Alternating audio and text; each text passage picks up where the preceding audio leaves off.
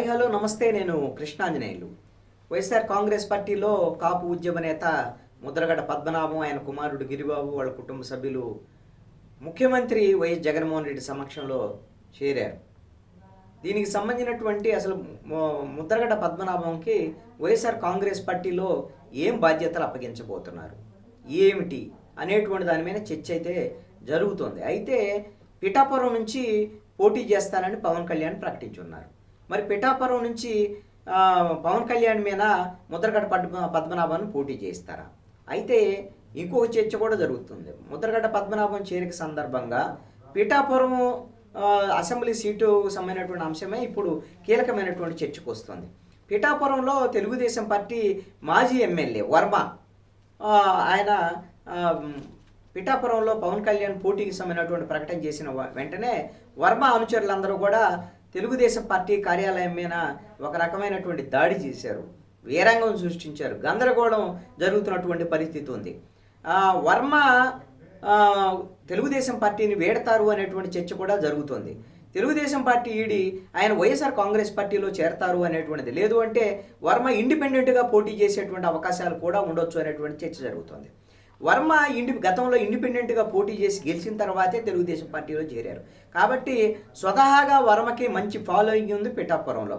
కాబట్టి ఇప్పుడు మాజీ ఎమ్మెల్యే వర్మను వైఎస్ఆర్ కాంగ్రెస్ పార్టీలో చేర్చుకొని ఆయనని పవన్ కళ్యాణ్ మీద పోటీకి దించుతారా అనేటువంటిది అయితే ఒక చర్చ అయితే జరుగుతుంది పిఠాపురంతో పాటు అన్ని ప్రాంతాల్లో కూడా. అయితే ఇక్కడ ఒక అంశం ఏమిటి అని అంటే, మరి ఇప్పుడు పిఠాపురం నుంచి వర్మను దించితే మరి ముద్రగడ పద్మనాభంని వైఎస్ఆర్ కాంగ్రెస్ పార్టీలో చేర్చుకున్న తర్వాత మరి ఏం చేస్తారు?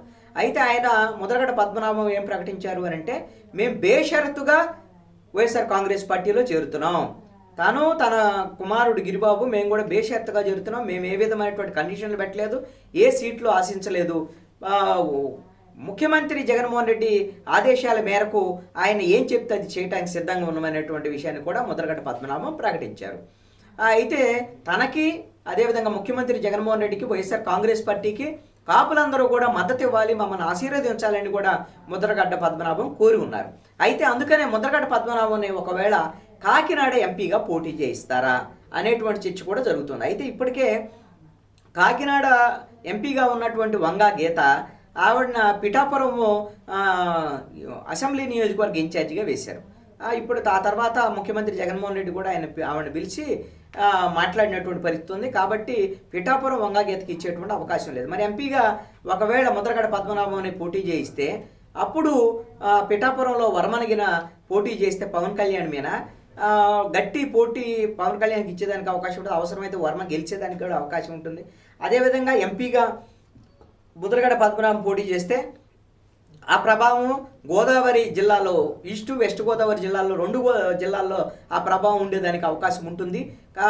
ఆ విధంగా కాపుల ఓట్లు కొంత జనసేన వైపు, కొంత వైఎస్ఆర్ కాంగ్రెస్ పార్టీ వైపు చీలేదానికి అవకాశం ఉండొచ్చు. అంటే గంపగుత్తగా జనసేన వైపు కాపులు వెళ్లకుండా ఈ విధంగా ముద్రగడ పద్మనాభంను బరిలోకి దించడమే మంచిది అనేటువంటి ఆలోచనలో వైఎస్ఆర్ కాంగ్రెస్ పార్టీ, అదేవిధంగా వైసీపీ అధినేత జగన్మోహన్ రెడ్డి ఉన్నట్టుగా సమాచారం. గిరిబాబుకు కూడా ఎమ్మెల్యే టికెట్ ఇవ్వచ్చు ముద్రగడ పద్మనాభం కుమారుడికి.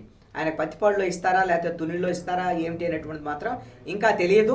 లేదు అని అంటే ముద్రగడ పద్మనాభం నేరుగా పవన్ కళ్యాణ్ మీదే పిఠాపురంలోనే పోటీకి దించేటువంటి అవకాశాలు కూడా ఉండొచ్చు. గతంలో నేను ముద్రగడ ఆయన ప్రకటించాడు, పవన్ కళ్యాణ్ ఎక్కడి నుంచి పోటీ చేస్తే పిఠాపురం నుంచి పోటీ చేస్తే తను పోటీకి సిద్ధం అంటూ కూడా గతంలో ప్రకటించున్నాడు. వారాహి విజయయాత్ర ఆ సందర్భంగా కూడా పవన్ కళ్యాణ్ అప్పుడు ముద్రగడ్డని ఉద్దేశించి పరోక్షంగా వ్యాఖ్యలు చేసిన మీద ముద్రగడ్డ కూడా అప్పుడు సీరియస్గా రియాక్ట్ అయ్యాడు. మరి ఇప్పుడు కూడా అదే స్టాండ్ మీద కానీ ముద్రగడ్డ ఉంటే పిఠాపురం నుంచి పోటీ చేయించడానికి కూడా ముఖ్యమంత్రి జగన్మోహన్ రెడ్డి సంసిద్ధంగా ఉన్నట్టుగా సమాచారం. ఈ రోజున ఆంధ్రప్రదేశ్లో కాపుల ఓట్లు గోదావరి జిల్లాలో 34 సీట్లు ఉన్నాయి, ఉమ్మడి ఈస్ట్ వెస్ట్ గోదావరి జిల్లాలో. ఈ 34 సీట్లలో ఏ పార్టీకి అధికార పక్షానికి ఎక్కువ సీట్లు వస్తాయా, ప్రతిపక్ష కూటమికి ఎక్కువ సీట్లు వస్తాయి అనేటువంటి దాని మీదనే ఈ రాష్ట్రంలో ఎవరు ప్రభుత్వం ఏర్పడబోతుంది అనేటువంటి దానికి కీలకంగా మారేటువంటి అవకాశం ఉంది గోదావరి జిల్లాలో. అందుకోసమనే పక్కా ప్రణాళికతో ముఖ్యమంత్రి జగన్మోహన్ రెడ్డి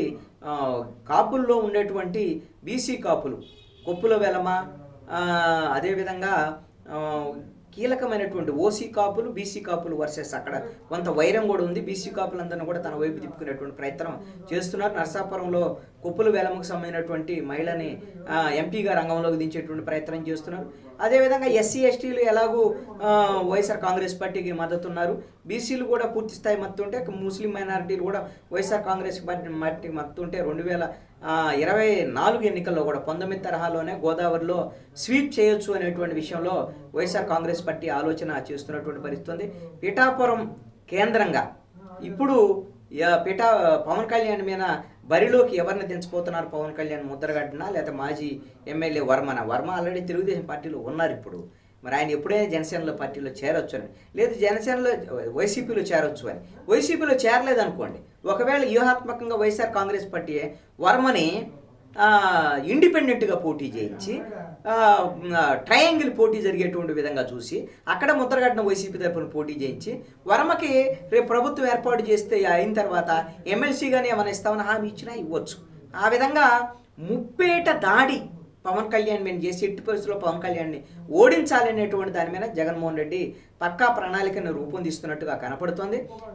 ఎంపీ మిథున్ రెడ్డిని ప్రత్యేకంగా గోదావరి జిల్లా ఇన్ఛార్జిగా ఉంచారు. అదేవిధంగా పవన్ కళ్యాణ్ పోటీ చేసే చోటే పిఠాపురం నుంచి ఎమ్మెల్యేగా పోటీ చేస్తానని ఆల్రెడీ పవన్ కళ్యాణ్ ప్రకటించాడు. ఎంపీగా కూడా పోటీ చేస్తా అన్నాడు. ఎక్కడి నుంచి పోటీ చేస్తాడు? మరి అనకాపల్లి బీజేపీ వాళ్ళకి ఇచ్చేశారు కదా. ఇప్పుడు కాకినాడ, అదేవిధంగా మచిలీపట్నం ఎంపీలు 2 ఉన్నాయి. వీటిలో దేని మీద ఎక్కడ పోటీ చేస్తాడు అనేటువంటి దాని మీద, ఎంపీగా ఓడించాలి, ఎమ్మెల్యేగా పవన్ కళ్యాణ్ ఓడించాలి అనేటువంటి దాని మీద ఒక గట్టి క్యాండిడేట్లను రంగంలో దించడంతో పాటుగా పక్కా వ్యూహాన్ని జగన్మోహన్ రెడ్డి రచిస్తున్నట్టుగా కనపడుతుంది. పిఠాపురంలో పవన్ కళ్యాణ్ మీద బరిలోకి దిగేది ఎవరు అనేటువంటిది బహుశా రేపు ఎలాగో లిస్టు ప్రకటించబోతున్నారు కదా వైఎస్ఆర్ కాంగ్రెస్ పార్టీ పూర్తి లిస్టుని. కాబట్టి రేపు ఇంకా కొన్ని గంటల్లోనే దీనికి తెరపడేటువంటి అవకాశం ఉంది.